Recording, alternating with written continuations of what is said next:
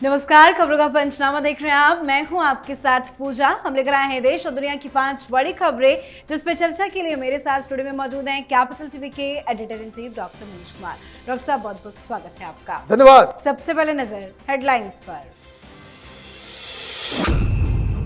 America को आंख में आंख गड़ाकर भारत का करारा जवाब। ट्रेड डील पर ट्रंप के अरमानों पर फिरा पानी। भारत ने कहा, खराब डील से अच्छा ना हो ट्रेड डील।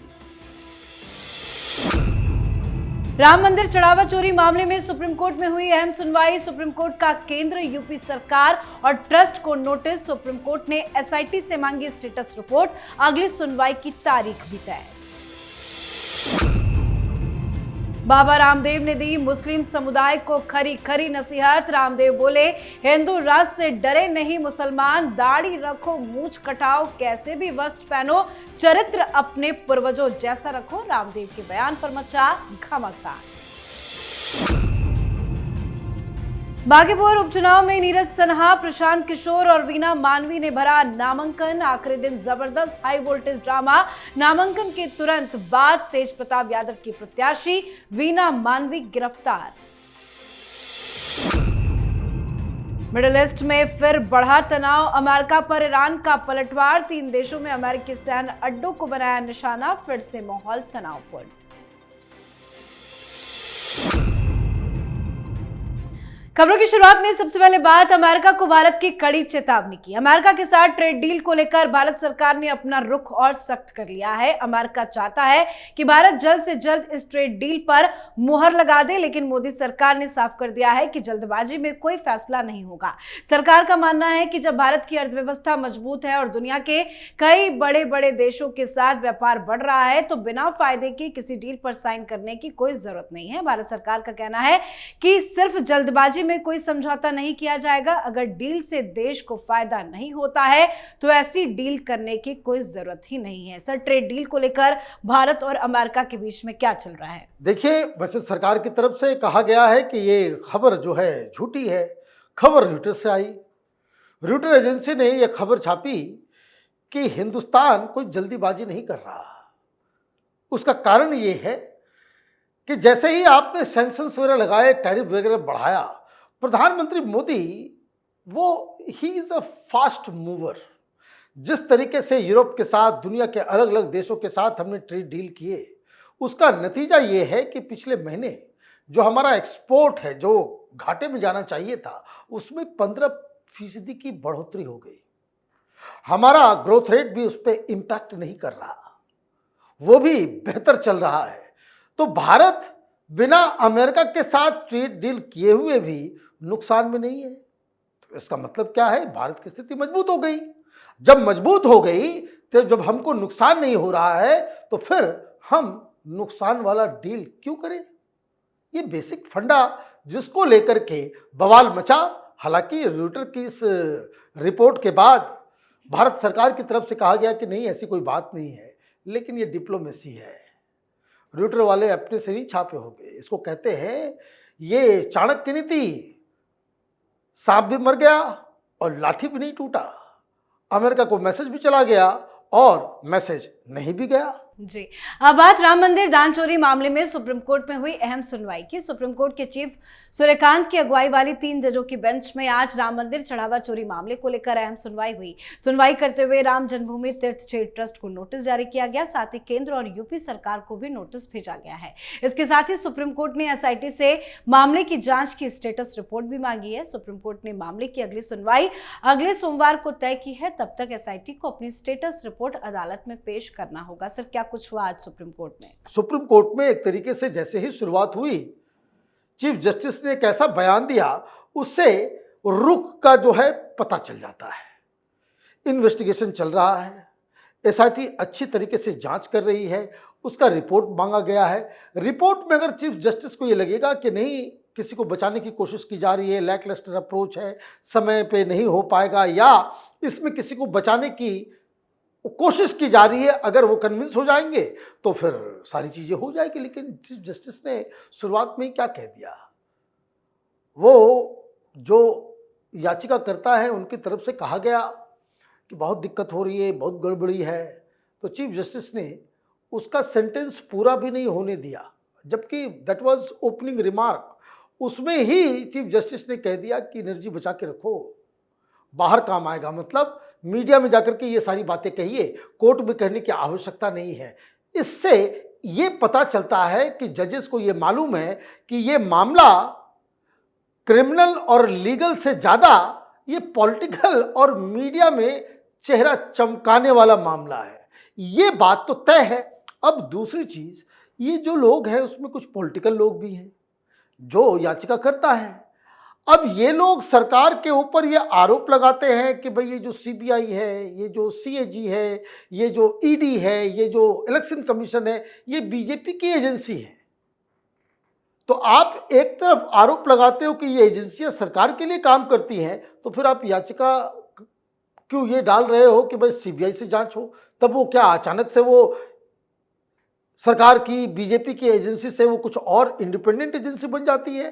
तो ये मसला राजनीति से प्रेरित है। मुझे नहीं लगता है कि इसमें सुप्रीम कोर्ट इंटरवीन करेगा। एसआईटी अच्छा काम कर रही है, उन्हें आगे बढ़ाने की जरूरत होगी। जी, अब बात बाबा रामदेव की एक ऐसे बयान की जिसको लेकर जबरदस्त बवाल मचा हुआ है। दरअसल बाबा रामदेव ने कहा है कि हिंदू राष्ट्र की अवधारणा से किसी को भी डरने की कोई जरूरत नहीं है। अपने बयान में बाबा रामदेव ने कहा कि हम सभी के पूर्वज सनातनी हिंदू आर्यवैदिक थे। ये हमारे सामने बिल्कुल साफ लिखा है। कुछ लोग पूछते हैं कि अगर हिंदू राष्ट्र बन गया तो मुस्लिम कहाँ जाएंगे? बस अपने पूर्वजों की परंपराओं को अपना लीजिए। आप दाढ़ी रखे या कटवा ले, अपनी पसंद की कोई भी पोशाक पहने, लेकिन अपना चरित्र अपने पूर्वजों जैसा रखे। हिंदुस्तान में मुसलमानों या ईसाइयों के लिए कोई खतरा नहीं है।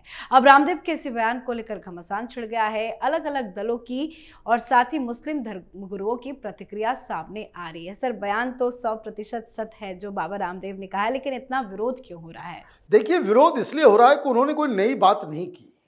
भारत में जो लोग हैं उनके पूर्वज तो भारतीय ही हैं। ये तमाम मुस्लिम जो है वो 99% हिंदुस्तान में जो मुसलमान हैं वो तो यहाँ के ओरिजिनल लोग ही हैं। ये इनके दादा परदादा, ये सारे लोग, ये तो कन्वर्ट ही हुए, सब तो हिंदू ही, सनातनी ही थे। खैर, विवाद इसलिए बढ़ा है कि जिस तेवर से बाबा रामदेव ने कहा है, जिस गुस्से के साथ, जिस लहजा से उन्होंने ये बात कही और जिस लहजे से, गुस्से में उन्होंने हिंदू राष्ट्र की बात की। देखिए, मेरा अपना अलग मानना है। भारत एक हिंदू राष्ट्र ऑलरेडी है। इसको भोंपू लगा करके चीखने चिल्लाने की आवश्यकता नहीं है। We are a Hindu nation. पूरी दुनिया इस बात को मान रही है। ये हमारे यहाँ कुछ लोग बैठे हुए हैं जिनको लगता है कि नहीं नहीं नहीं हिंदू राष्ट्र। भाई देखिए, सरकार अलग होती है, state is something very different, nation is something very different. State secular है, संविधान से चलता है। राष्ट्र तो हिंदू ही है। भाई आप ये बताइए कि किस इस्लामिक कंट्री के अंदर कास्ट होते हैं? हिंदुस्तान में है ना। क्या सऊदी अरब में जिस तरीके से शादियां होती है हिंदुस्तान में होता है? नहीं। वही बारात, वही सारी चीजें, वो तो हिंदू परंपराओं की तरह ही है। थोड़ा सा कुछ ट्वीक किया हुआ है, कुछ बदला हुआ है। आपकी सामाजिक संरचना वो हिंदुस्तान में बिल्कुल अलग है। और इसलिए जो राष्ट्र हमारा है वो तो ऑलरेडी हिंदू है, आप माने या ना माने। संविधान जो है वो चलेगा अपने हिसाब से। कोर्ट कचहरी कानून जो है वो, दो Indian state is going to be a secular state, इसमें कोई किसी को शक नहीं होना चाहिए। और इसलिए अधिकार राष्ट्र से नहीं मिलता, अधिकार संविधान और स्टेट से मिलता है। इसलिए जो वो कह रहे हैं कि हिंदुस्तान में ईसाइयों को, मुसलमानों को या किसी और धर्म के लोगों को, उनको चिंता करने की आवश्यकता नहीं है। क्यों? क्योंकि the rights are reserved by and guaranteed by the constitution, by the state. लेकिन राष्ट्र तो राष्ट्र ही रहेगा। राष्ट्र का काम नहीं है आपके अधिकारों को जो है वो सुरक्षित करना। इसलिए ये जो विवाद है वो बेमानी विवाद है, ये पॉलिटिकल ज्यादा है और रैशनल कम है। जी, चलिए बढ़ते हैं आगे। बात बिहार के बांकीपुर विधानसभा उपचुनाव से जुड़ी। बांकीपुर विधानसभा उपचुनाव के लिए आज नामांकन के अंतिम दिन पटना में चुनावी माहौल पूरे शबाब पर दिखा। बीजेपी, जनसुराज पार्टी और जनशक्ति जनता दल के उम्मीदवारों ने शक्ति प्रदर्शन के बीच में नामांकन दाखिल किया।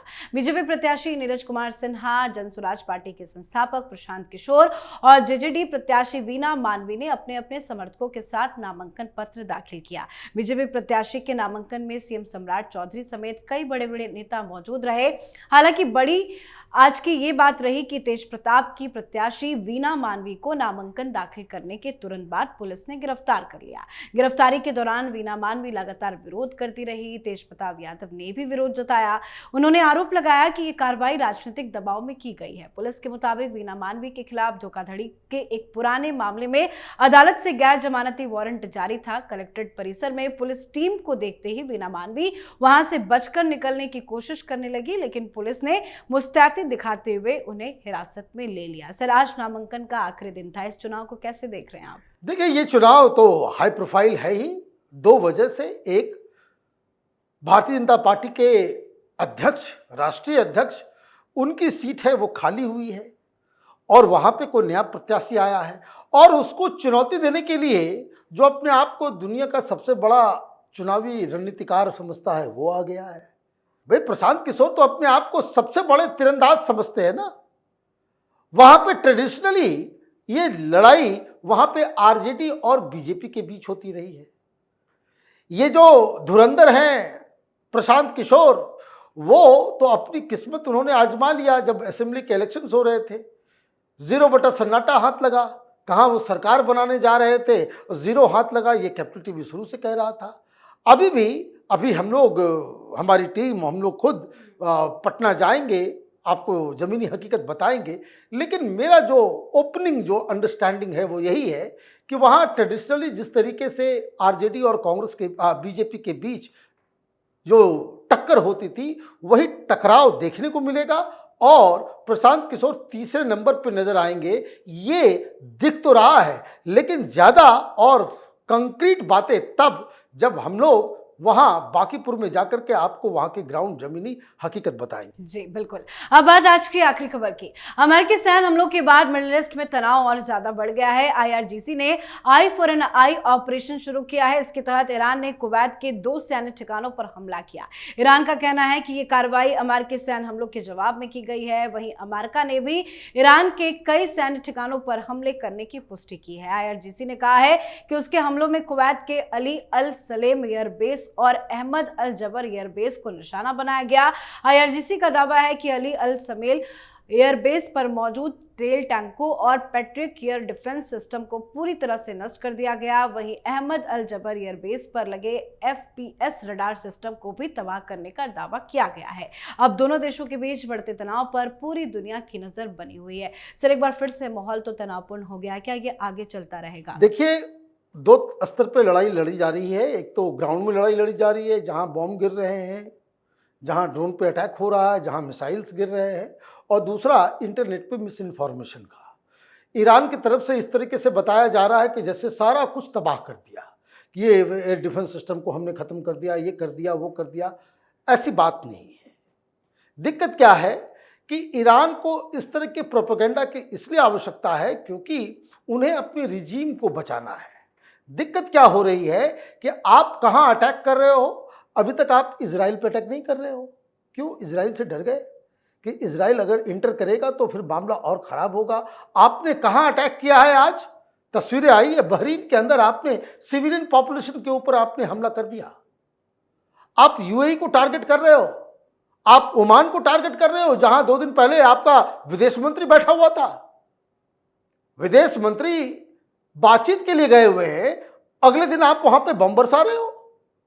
इसी तरीके से कतर है, कुवैत है, इन सब जगहों पे आप दुश्मनी मोल ले रहे हो। ये जो इस बार जो युद्ध फिर से शुरू हुआ है, इसमें ईरान की गलती है। ईरान के सामने बहुत ही बेहतर मौका था इस युद्ध को खत्म करने का, लेकिन आपने हॉर्मुज को बंधक बनाने की जो गलती की है, दुनिया को इकट्ठा होकर ईरान के खिलाफ अब युद्ध करने की जरूरत पड़ेगी, क्योंकि एक पागल मुल्क के लिए पूरी दुनिया सफर नहीं किया कर सकती। पूरी दुनिया में जो क्राइसिस है आज इकोनॉमी में, वो इस हॉर्मुज की वजह से है और ये ईरान की वजह से है। डोनाल्ड ट्रंप ने इसे रिवाइंड किया है, फिर से युद्ध शुरू किया है, तो लेट इट एंड। इसको खत्म करके, वहां पे रिजीम चेंज करके, वहां ईरान को बिल्कुल पूरी तरीके से तबाह बर्बाद करके, कि ताकि फिर हॉर्मुज के ऊपर वो कब्जा नहीं कर सके, ये करना अब आवश्यक हो गया है। अदरवाइज एक पागल रिजीम के चक्कर में पूरी दुनिया परेशान होती रहेगी। जी, बहुत बहुत धन्यवाद सर समझाने के लिए। धन्यवाद। तो खबरों का पंचनामा में आज के लिए फिलहाल इतना ही। देश विदेश की बाकी खबरों और उनके सटीक एनालिसिस के लिए देखते रहिए कैपिटल टीवी। हमें लाइक कीजिए, शेयर कीजिए और कैपिटल टीवी को सब्सक्राइब कीजिए। नमस्कार।